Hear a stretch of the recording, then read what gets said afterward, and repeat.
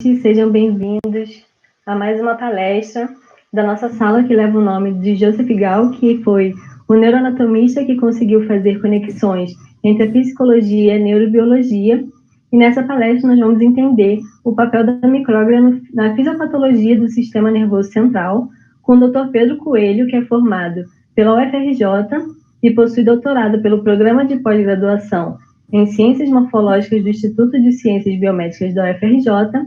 Ele realizou também estágio de doutorado sanduíche e pós-doutorado na Université Laval, no Canadá, e atualmente ele participa do programa Jovens Lideranças Médicas da Academia Nacional de Medicina e atua como pesquisador associado no Laboratório de Neurobiologia Comparativa e do Desenvolvimento.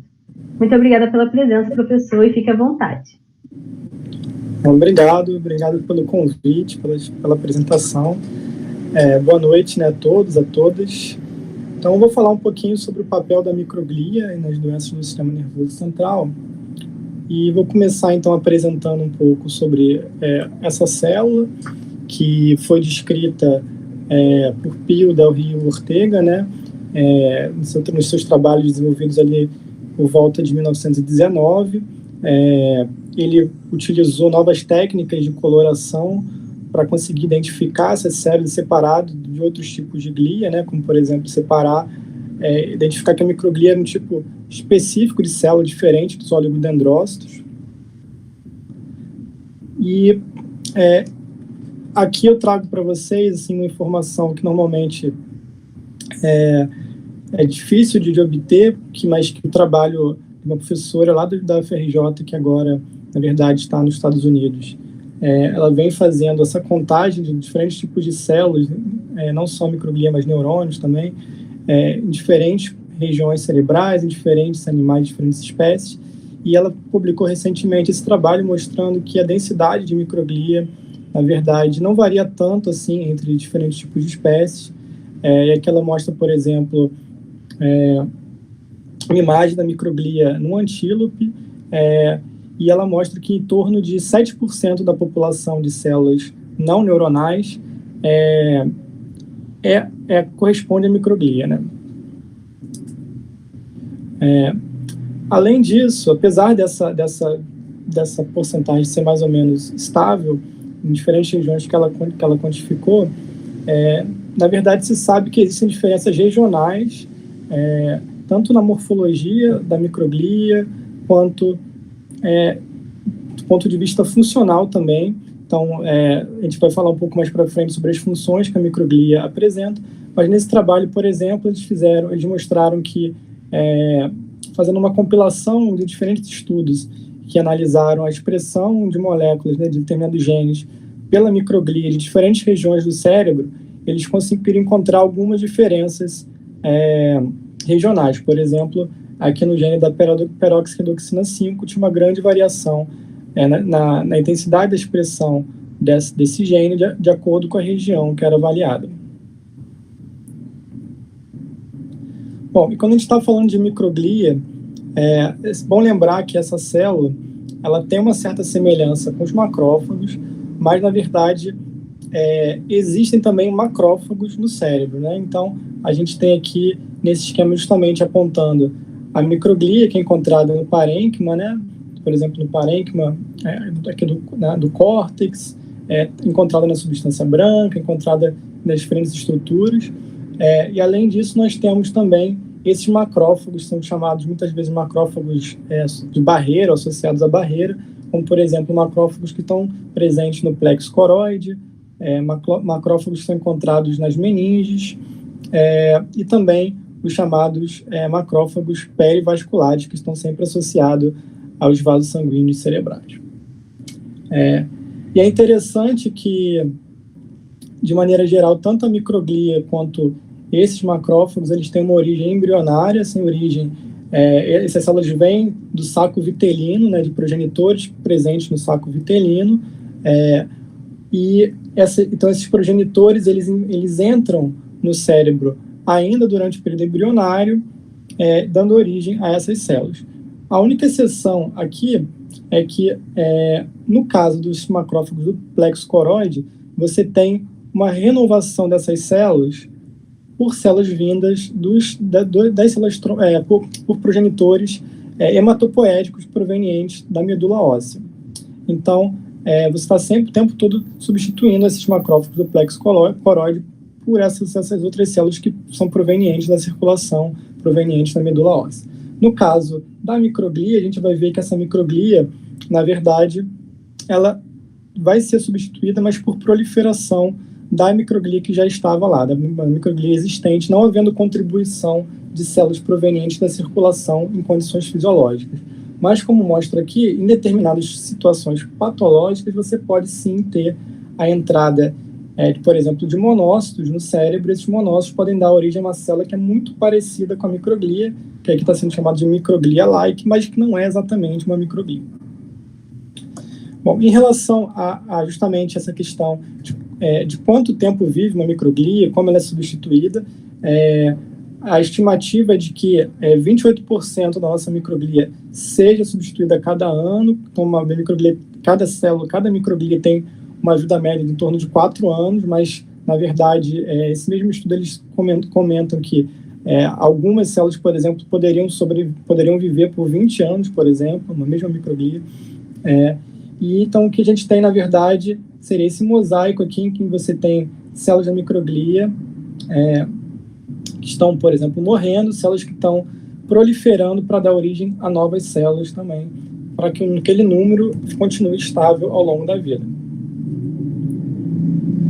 Outra questão interessante é que, com o advento da microscopia intravital, foi possível ver que essas células, elas, na verdade, não são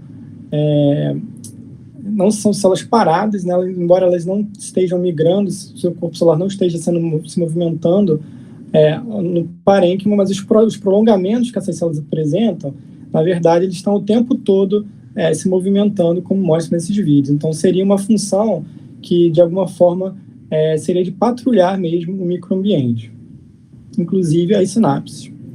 Bom, além disso, essa célula ela tem uma morfologia altamente plástica, né? Então, a microglia considerada encontrada no cérebro adulto, né, em condições fisiológicas, seria mais essa célula aqui mostrada em verde, que tem esses grandes, essas grandes ramificações de seus prolongamentos bem definidos. E essa microglia, na verdade, ela pode ser ativada por diferentes tipos de estímulos e pode, então, modificar a sua morfologia de forma que esses prolongamentos ficam cada vez menos numerosos, ficam menos finos, né, mais grossos. O próprio corpo celular muda também, pode ficar maior, hipertrófico e mais arredondado, podendo, inclusive, chegar a essa morfologia aqui completamente ameboide. E aqui, justamente, esse aqui a gente não testou, esse vídeo não vai rodar. Depois eu tento mostrar para vocês esse vídeo na parte de perguntas. Aqui seria um vídeo justamente mostrando que a microglia em resposta a uma lesão. Bom,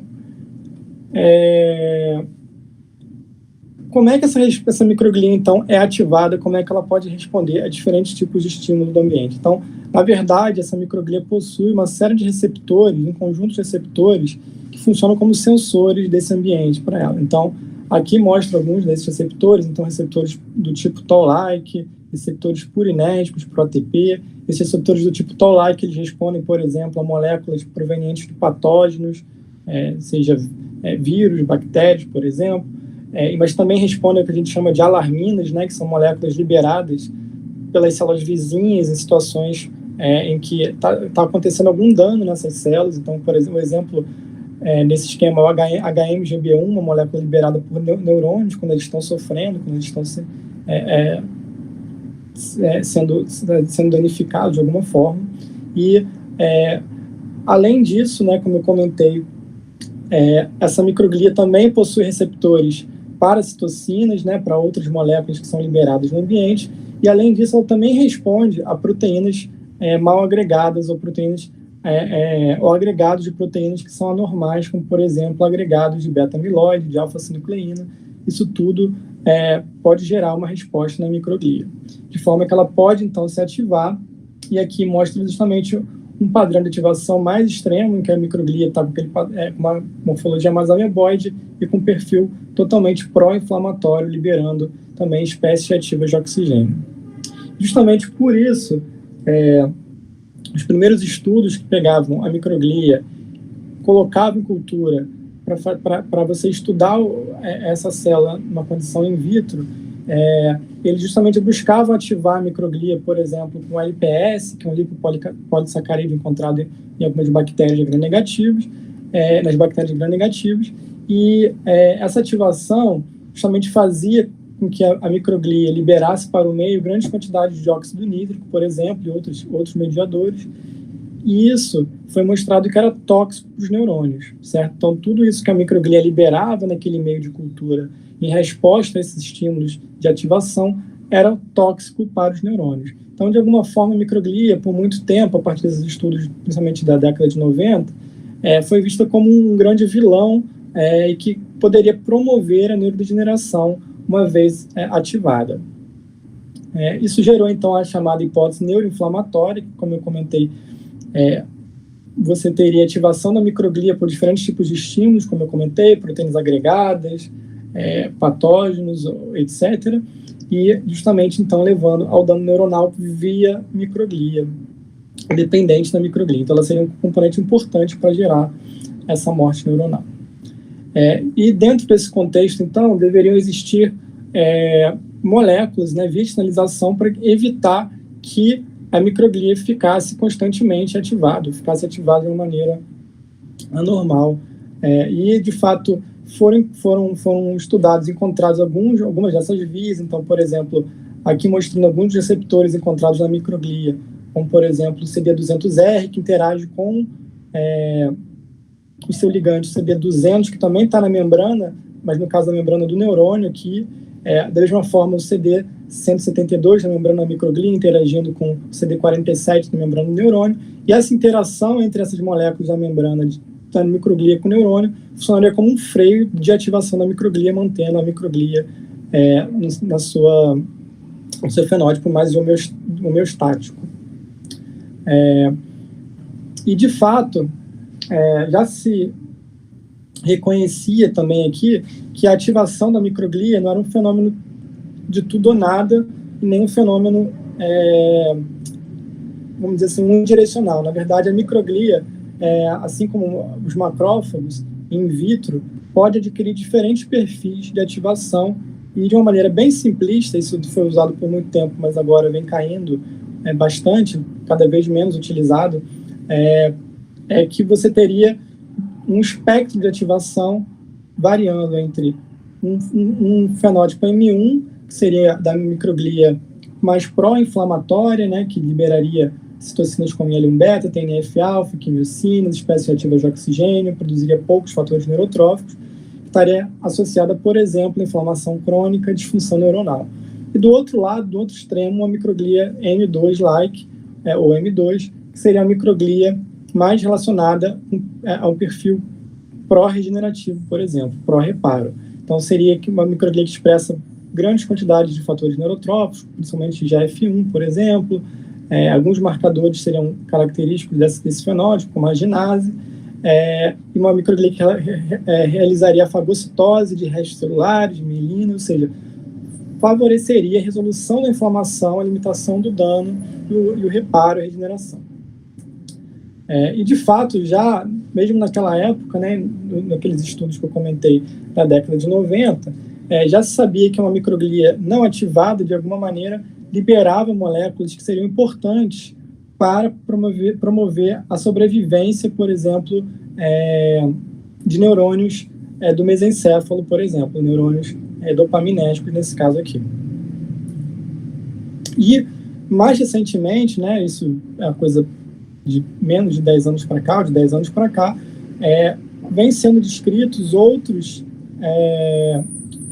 funções para a microglia, funções relacionadas, por exemplo, à própria formação e o desenvolvimento do sistema nervoso central, mas também a manutenção da homeostasia do sistema nervoso central. Então, a gente tem aqui algumas dessas funções relacionadas à microglia, por exemplo, promovendo a sobrevivência de neurônios, também está relacionado muito à secreção de GF1, como eu comentei, promovendo a sobrevivência de progenitores neurais, promovendo a remoção dessas células apoptóticas, o refinamento das sinapses, eliminação de sinapses extranumerárias, por exemplo, e também a manutenção e plasticidade dessas sinapses, dentre outras funções que eu poderia enumerar aqui. Justamente por conta disso, né, agora que se entende melhor o papel da microglia, não se acredita mais que a microglia seja aquela célula que está ali parada, né, esperando acontecer alguma coisa, esperando que aconteça algum dano, alguma lesão para ela, enfim, agir, mas na verdade é uma célula que faz parte ali da função do sistema nervoso central de uma maneira bastante ativa, né? Inclusive se fala na sinapse quadripartite com a participação da microglia, além dos astrócitos, que já se conhece muito bem as funções que eles desempenham nas sinapses.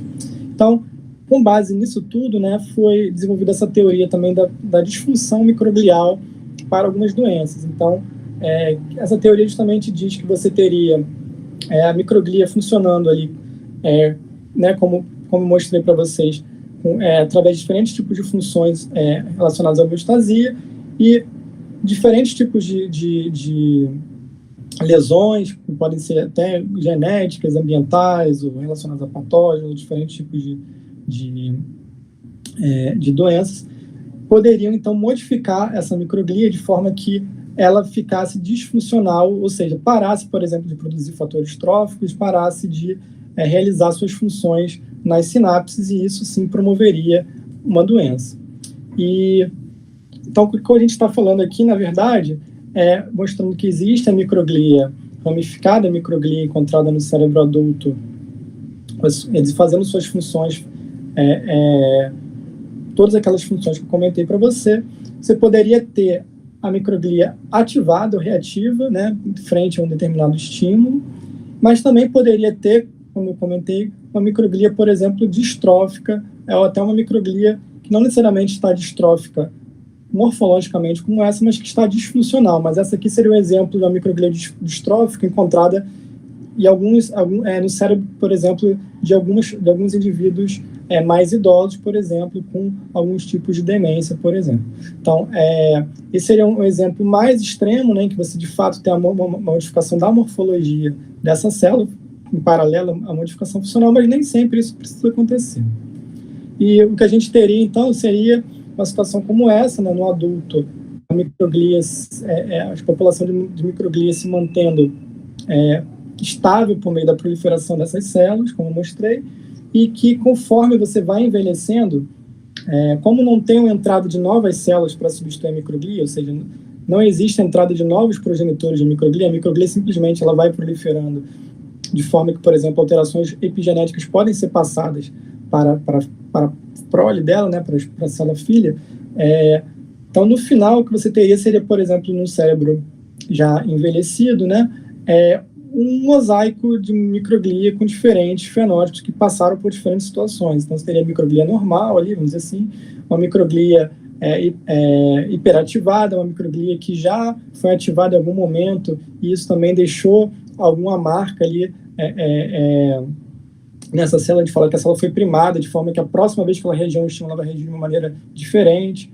E a microglia senescente ou distrófica, por exemplo, dentre outras alterações que seriam possíveis na microglia. Então, a gente está falando aqui da disfunção microglial, a gente está falando, inclusive, da possibilidade de que existam microgliopatias, né, doenças causadas por alterações da microglia. E, de fato, essas doenças existem. Então, aqui é o exemplo de uma doença chamada doença de Nasu-Hakola, que eu não sei exatamente se a pronúncia é exatamente essa, mas é uma doença que é causada por mutações nesses dois genes, DAP12 e TREM2, são genes exclusivamente encontrados em células mieloide, como a microglia, e que ela altera justamente a função de osteoclastos, né? Então esses indivíduos têm fraturas recorrentes, mas também têm sintomas neurológicos com demência e um cérebro bastante atrofiado, e uma doença que é causada por uma mutação num gene que no cérebro é encontrado exclusivamente na microglia. E você consegue levar a uma demência como essa precoce, né? bem antes do indivíduo envelhecer. E aqui mostrando justamente essa microglia ativada na substância branca no córtex frontal desses pacientes. Bom, aqui um outro exemplo de uma mutação que afeta um outro gene, que é um gene do receptor de CSF1. Esse receptor é importante para manter a sobrevivência da microglia. Então, o ligante dele, que é o CSF1, ou MCSF, ele é importante para que a microglia fique... Quer dizer, ele é muito importante para que a microglia fique viva. Sem ele, a microglia morre. E, além disso, nesse caso aqui, mutações em que você tem heterozigose, né, você tem a mutação em um dos alelos, que causa disfunção, né, da função desse receptor, você também leva a uma síndrome, que é uma leucoencefalopatia, né, ou seja, afeta principalmente a substância branca, com esferoide, que é o tipo de alteração encontrada na histopatologia, e que justamente mostra que as alterações na substância branca desses pacientes, e obviamente você tem uma série de sintomas neurológicos progredindo com demência e morte dentro de 6 anos. E curiosamente foi descrito, acho que ano passado, se eu não me engano, no início desse ano, esse trabalho mostrando que pela primeira vez em pacientes que tinham homozigose de uma mutação nesse gene, né, nesse mesmo gene. E o que é bem interessante é que esses pacientes, um deles era criança, tinha uma hidrocefalia, uma grande agenesia do corpo caloso, alteração na formação do cerebelo nos 2 casos, atrofia também, né, cortical, nesse caso aqui, e como esperado, né, ou seja, sem a sinalização via CSF1, você não tem microglia. Então, de fato, aqui seria a marcação para microglia com IBA1, que é um marcador de microglia clássico, mostrando a microglia no cérebro de um controle, né, de um voluntário, uma pessoa que do cérebro de um controle, de um paciente sem essa mutação. E aqui, em um desses pacientes, mostrando que não tem microglia. Você tem alguns macrófagos perivasculares, como mostrado aqui, mas você praticamente não tinha microglia nesses cérebros, como era esperado. Então, um cérebro sem microglia, você vê que a formação, né, desse cérebro foi totalmente comprometida e provavelmente também isso levou a um processo neurodegenerativo.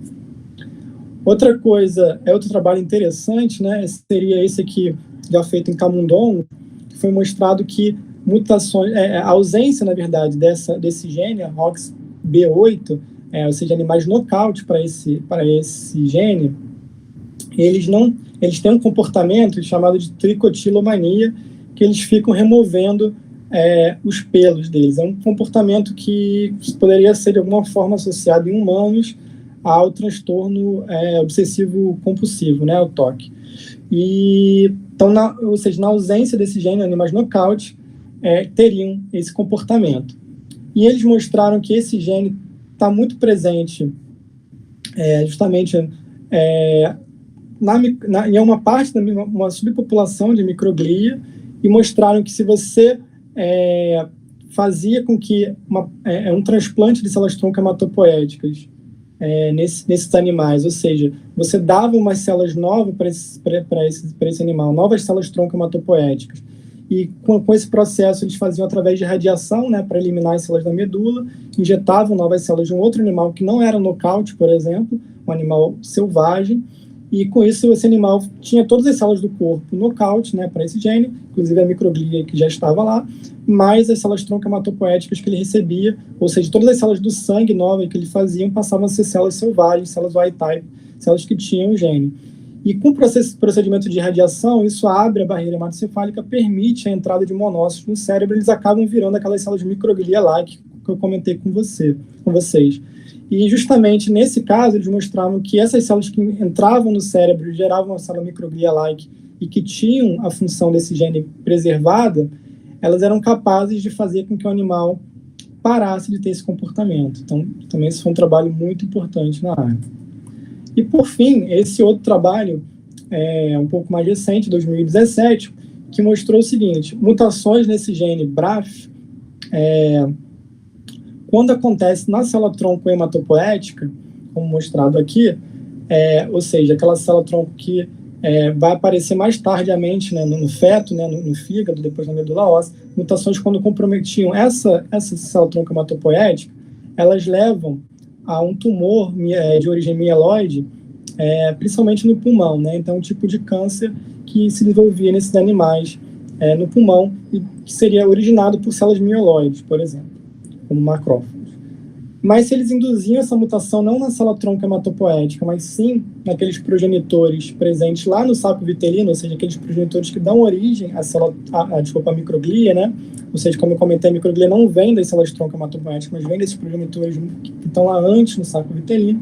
Então, se eles induziam a mutação nessas células, nesses progenitores do saco vitelino, que eles veem que no animal adulto se desenvolvia também um processo neurodegenerativo em que essa microglia proliferava demais, ou seja, parecido, né, com a formação, não chegava a formar um tumor, mas proliferava demais e tinha um fenótipo mais pró-inflamatório, liberando essas citocinas, como IL-1-beta, IL-17-alfa, e isso acabava levando à desmielinização também e morte neuronal. Muito bem. E aí, vou comentar rapidamente sobre a microglia na doença de Alzheimer, nesses últimos 5 minutos. E vocês então já devem conhecer a doença de Alzheimer, né, caracterizada pela agregação dos peptídeos beta-amiloide, também da proteína tau, formando agregados extracelulares, que são essas placas amiloides, que estão aqui marcadas em verde. E como a gente pode ver, essas placas são...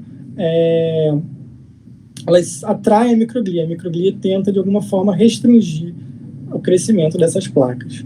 E o que é interessante é que a doença de Alzheimer, se sabe que ela é causada por mutações nesses genes, na proteína precursora amiloide, na presenilina, no caso da doença familiar, né? E esses indivíduos que têm a doença familiar vão ter a doença muito cedo, mas, na verdade, isso é muito raro, como mostra aqui, a frequência é muito baixa. A maioria das pessoas que desenvolve a doença esporádica que não está relacionada a mutações nesses genes. Mas existem genes, ou seja, existem mutações em outros genes que não necessariamente levam ao desenvolvimento da doença, mas que aumentam o risco de você desenvolver essa doença. O gene mais conhecido da apolipoproteína, né? Então, se você tem esse alelo ApoE4, você tem um risco maior, se você é homozigoto. Um risco ainda maior do que se você for heterozigoto, se você não tiver, de desenvolver a doença de Alzheimer. Mas o que é mais interessante é que tanto o próprio ApoE4 ele é expresso pela microglia, e além disso, as mutações que já foram associadas, que são essas que estão mostradas aqui nesse quadro, à doença de Alzheimer, vários desses genes estão justamente expressos na microglia. Eu vou chamar a atenção de vocês desse aqui, que é o TREM2, que está sendo muito estudado, mas existem outros também genes aqui que estão relacionados à microglia, e que mutações nesse gene justamente aumentam o risco de você desenvolver a doença de Alzheimer. Então, a microglia possui vários receptores que podem reconhecer esses oligômeros ou essas fibrilas amiloides, né, esses agregados anormais da proteína amiloide, incluindo receptores toll-like. E como eu comentei, elas têm esse tropismo pela placa, elas migram em direção às placas, né, e tentam de alguma forma interagir, inclusive fagocitar aquele conteúdo das placas. E o que é interessante é que justamente se você tem animais em que você faz animais que desenvolvem a doença de Alzheimer, justamente porque eles têm mutações familiares, né, que foram introduzidas nele, essas encontradas em algumas famílias humanas, foram introduzidas no animal para ele desenvolver a doença de Alzheimer, mas esse animal, ao mesmo tempo, é nocaute para TREM2, né, ou seja, para esse gene que eu comentei com vocês. Olha que interessante, eles viram que, ao contrário do animal que não era nocaute, em que a microglia de fato interagia com as placas amiloides, nesses animais essa interação era muito mais solta, vamos dizer assim, era muito menos frequente. E de fato, após algum tempo, nesses animais a placa crescia mais. E quando naquele primeiro caso foram foram animais que não tinham TREM2 mesmo, mas e as mutações? Qual é o efeito dessas mutações? O efeito da mutação é praticamente o mesmo. Então, uma das mutações encontradas em humanos aqui, por exemplo, mostra justamente isso, né? Você tem a placa amiloide aqui, e apesar dela ser, inclusive, muito maior do que a placa encontrada aqui no controle, você vê que a associação da microglia com essas placas é muito menor. Mas então a microglia teria um papel apenas benéfico na doença de Alzheimer? Também não é assim. Então, além dela produzir, né, aqueles fatores de citocinas pró-inflamatórias, espécies ativas de oxigênio por estar ativada, isso também poder, de alguma forma, contribuir para a degeneração. Mais recentemente foi mostrado que a microglia, através do sistema complemento, ela é capaz, por exemplo, de fazer ela já faz isso naturalmente, né, eliminar algumas sinapses, mas o que foi mostrado é que na doença de Alzheimer, por exemplo, essa microglia está fazendo isso de uma maneira anormal, ou seja, ela está removendo mais botões sinápticos ali, eliminando mais sinapses do que ela faria normalmente. Isso talvez esteja relacionado, então, à perda cognitiva dos pacientes com Alzheimer, que se sabe que eles justamente têm disfunções sinápticas. E, além disso, por exemplo, no caso dos agregados relacionados ao tau, né, não ao amiloide, mas sim à proteína tau, você sabe que esses agregados eles se propagam, né, de um neurônio para outro, e recentemente foi mostrado que a microglia tem um papel importante nessa propagação de tau, e que a microglia, por exemplo, através da secreção de tau em exossomos, né, que são vesículas que são liberadas para o meio extracelular, ela poderia, então, ajudar a aumentar a propagação de tau e aumentar a tauopatia em animais, no caso aqui, como foi mostrado. E aqui, para mostrar justamente que hoje em dia nós somos capazes, né, de fazer, por exemplo, o imageamento através de técnicas de medicina nuclear, aqui mostrando, por exemplo, o CEPIB, né, que faz a imagem do amiloide, né, então mostrando pacientes que tinham na primeira visita já uma grande quantidade de amiloide, e no follow-up, né, eles aumentaram ainda mais, ou seja, passou a ter ainda mais amiloide no cérebro desses pacientes, mas curiosamente, quando se avaliou nesses mesmos pacientes o uptake desse outro radiofármaco, que na verdade é um radiofármaco que se considera que ele se liga à microglia, e na verdade então ele estaria, principalmente a microglia ativada, então ele seria um marcador de inflamação no cérebro. A gente vê que no baseline já tinha muita inflamação, mas que no follow-up, curiosamente, essa inflamação diminuiu bastante, apesar da quantidade de amiloide ter diminuído.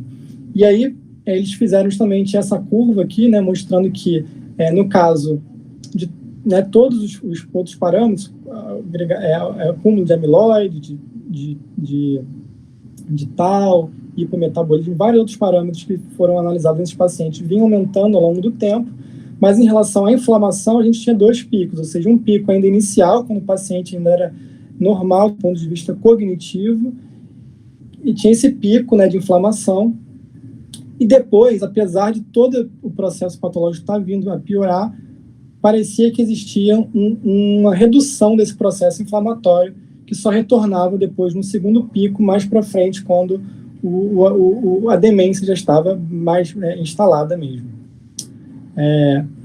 Bom, e por fim, não sei se eu ainda tenho um minutinho aqui, só mostrar para vocês que estudos transcriptoma dessas células da microglia, então o que esses estudos faziam? Eles pegavam o cérebro desses animais que desenvolviam a doença de Alzheimer, separavam essas células uma a uma e iam estudar em cada uma dessas células quais RNAs elas estavam expressando, ou seja, de cada uma daquelas células. E aí, com isso, eles conseguiam identificar clusters de células que tinham uma expressão parecida de RNA, ou seja, tinha um transcriptoma parecido. E o que eles identificaram é que, ao longo da doença, ao longo da progressão da doença, e isso eles estudaram no modelo de Alzheimer, eles estudaram também no envelhecimento, no modelo de esclerose lateral amiotrófica, o que eles viram é que, no primeiro estágio, a microglia ela perdia a expressão de genes que estão justamente relacionados às suas funções fisiológicas, suas funções homeostáticas, e tinham aumento da expressão de uma série de outros marcadores aqui. E no segundo momento, apareciam outros ainda marcadores que eram hiperregulados após algum tempo, e que esse processo de transição do fenótipo da microglia estava relacionado justamente à ativação daquele receptor que eu comentei com vocês, o TREM2. E eles chamaram isso de microglia associada à doença. Mas, curiosamente, os estudos que foram feitos em humanos para tentar identificar também o transcriptoma da microglia na doença de Alzheimer, viram que, na verdade, o perfil das células que eles encontraram era um pouco diferente do perfil que eles encontraram no camundongo, e estava muito mais relacionado ao envelhecimento em si, e essas diferenças, né, precisam ser melhor estudadas, melhor compreendidas.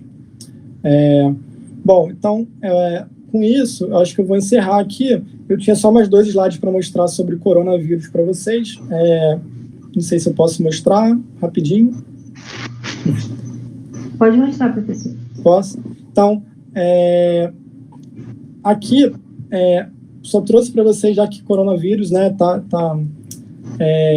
essa pandemia, né, terrível, que já matou mais de 100 mil pessoas no Brasil e que, de fato, causa, né, também alterações neurológicas, né, desses pacientes que têm Covid mais severo, principalmente, né, eles já são encontrados, já foram descritos diferentes tipos de sintomas neurológicos, de alterações neurológicas no cérebro desses pacientes, de alguns desses pacientes. E aqui eu trouxe para vocês um trabalho que anterior à pandemia, mostrando que, na verdade, a microglia é importante para a proteção contra um outro tipo de coronavírus, que é um coronavírus que causa uma encefalite letal em camundongos. E eles mostraram justamente que se você elimina a microglia nesses animais, e eles, na verdade, aqui usavam um subtipo, né, uma linhagem desse vírus, que embora seja neurotrópica, ela é menos patogênica. Então, com essa linhagem menos patogênica, com essa infecção por esse vírus menos patogênico, os animais sobreviviam, uma grande quantidade desses animais sobreviviam, embora eles desenvolvessem depois uma desmelinização, alterações neurológicas. Mas, na ausência da microglia, eles fizeram diferentes tratamentos, tiraram a microglia em diferentes momentos, viram que, principalmente nos primeiros 6 dias após a infecção, se o animal não tinha a microglia, esses animais morriam mais rápido e praticamente todos eles morriam, mostrando que a microglia é importante nessa proteção, nesse caso, contra um coronavírus específico que infecta as células do cérebro. E, além disso, né, mostrando aqui já para vocês dos estudos que saiu agora, mostrando achados histopatológicos, né, no cérebro de pacientes com Covid mais severa, e eles justamente foram olhar a presença de microglia com esse marcador HLA-DR e astrócitos, GFP, aqui no tronco encefálico, e eles viram justamente que, comparado com os indivíduos controle, né, você tem um aumento, uma microgliose, um aumento do número de microglia no tronco encefálico, aumento do número de astrócitos também no tronco encefálico, e eles, na verdade, acharam que isso é muito parecido com outros pacientes que têm sepse por outros motivos também, que estão, né, numa unidade de terapia intensiva com sepse por outros motivos. Eles mostraram que existem achados muito parecidos. Então, é uma área aí também muito interessante para tentar se entender o que a microglia está fazendo no cérebro desses pacientes com Covid. Então, com isso, de fato, agora eu encerro a apresentação, peço desculpa por trazer um pouquinho, e mostrando para vocês que, de fato, a microglia pode vir a ser um grande alvo terapêutico no futuro, né, para diferentes doenças, não só a doença de Alzheimer, mas para diferentes tipos de doença. E que nós ainda estamos bem no iniciozinho de entender o que a microglia faz. Muito bem, encerrei por aqui. Muito obrigada, professor. Realmente o nosso tempo é curto, mas foi um assunto muito interessante, então eu agradeço muito sua presença. Nada, eu que agradeço o convite.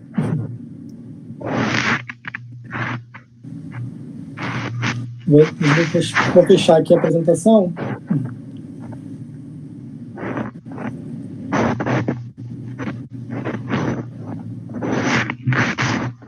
Então é isso. Obrigado, tá, pessoal? Obrigada, muito obrigada, professor, de verdade. Tá certo, de nada. Tchau, tchau. Tchau.